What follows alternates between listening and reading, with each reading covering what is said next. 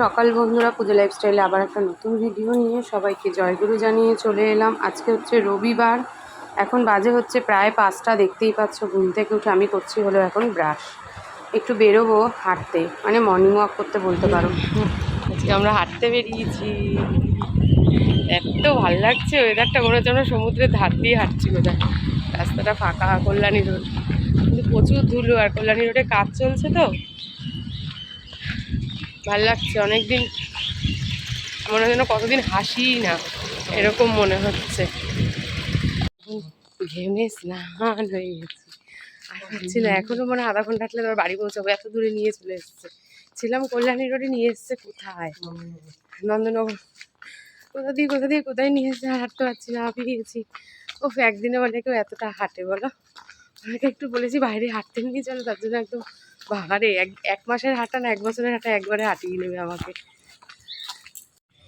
এত বড় একটা ঝিল, ওই দূরে একটা নৌকা, খুব সুন্দর।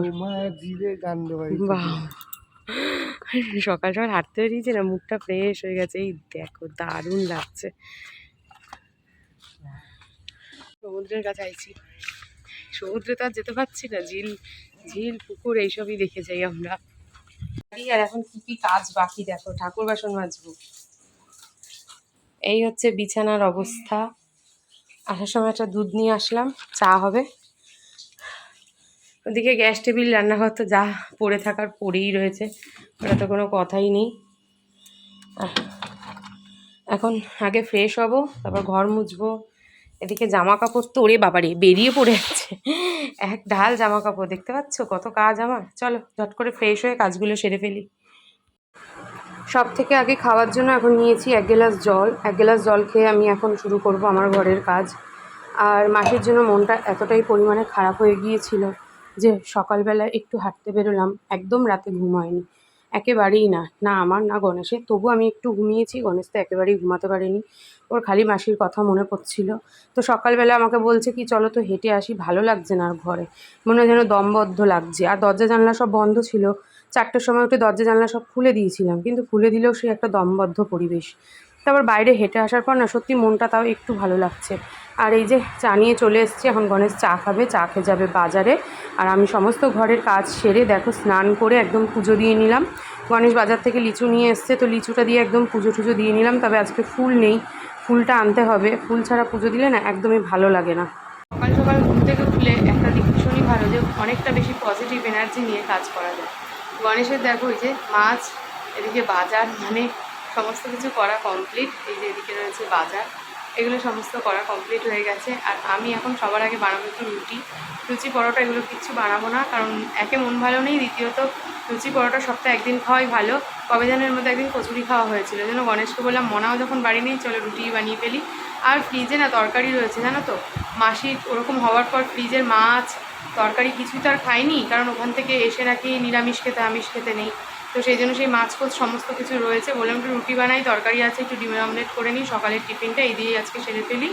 তারপরে চলো আজকে যখন সকাল সকাল বাজার দোকান হয়ে গেছে, সমস্ত কিছুই সকাল সকাল সেরে ফেলি।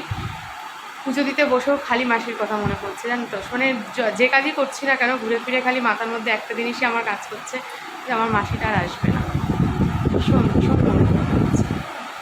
যাক, যেখানেই থাকুক যেন ভালো থাকে, আবার যখন জন্ম নেবে তখন যেন অনেক বেশি সুখ শান্তি নিয়ে পৃথিবীতে আসতে পারে। এইবার আমার মাসি যেভাবে কষ্ট পেয়ে চলে গেছে না, সেইভাবে যেন কষ্ট আর পরের জন্মে না পায়। ঠাকুরের কাছে শুধু এতটুকুই প্রার্থনা করি। আজকেও ভুল করে ঠাকুরকে প্রার্থনা করতে গিয়ে বলে ফেলছি কি ঠাকুর আমার মাসির শরীরটা ভালো করে দাও না। তারপর মনে পড়েছে ও মাসি তো আর নেই, মাসির শরীর ভালো করার তো আর সত্যিই কিছু নেই, যেখানে আছে তো ভালো থাকে, খুব ভালো থাকে আমার মাসিটা। এতগুলো ডিম সব বেরিয়েছে পচা, একেবারে নষ্ট হয়ে গেছে ডিমগুলো, মানে কি বলবো। এই দুটো ডিম ভালো বেরোলো, এই দুটো ডিমকে আমি একটু ওই ভুজিয়া মতন বানিয়ে গণেশের আমি খাবো, বাদবাকি সব ডিম আমার ফেলে দিতে হলো। মানে কিছু বলার নেই, টাকার জিনিস যদি এইভাবে নষ্ট হয় কতটা পরিমাণে গায়ে লাগে।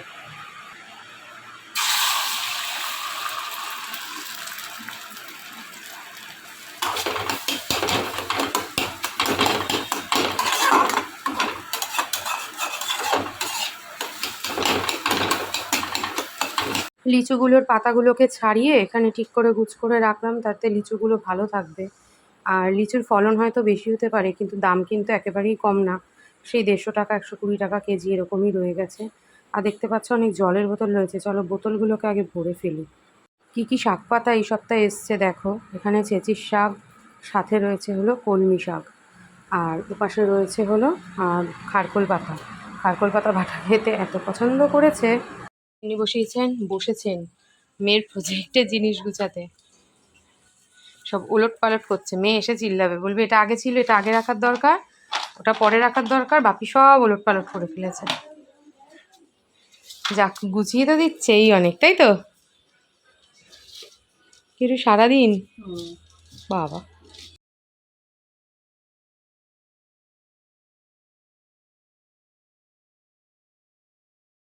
শুভ সন্ধ্যা বন্ধুরা, প্রচণ্ড গরম, প্রচণ্ড। একদম সন্ধ্যাবেলায় তোমাদের সাথে আবার দেখা করলাম। এখন রেডি হয়েছি মোটামুটি, আর গণেশ হচ্ছে জল আনতে গেছিলো, জল নিয়ে আসলো, টুকিটাকি কিছু কাজ ছিল সেগুলো সারলো। এই এখন একটু বেরোবো, গণেশের গাড়ির মোবিল চেঞ্জ করতে হবে, তেল ভরতে হবে, আর কিছুই সেরকম কাজ নেই। তো মার বাড়ি যাবো, মনাকে আনতে হবে। আর এত পরিমাণে গরম পড়েছে, মনে হচ্ছে বাইরে গিয়ে একটু হাওয়া খেয়ে আসি। ফ্যানের নিচ ছাড়া যেখানেই দাঁড়াচ্ছি ঘেমে নিয়ে স্নান হয়ে যাচ্ছে। ফ্যানের নিচে দাঁড়িয়ে আবার কথা বললে পরে তোমরা আমার ভয়েসটা কিছু শুনতেই পারবে না।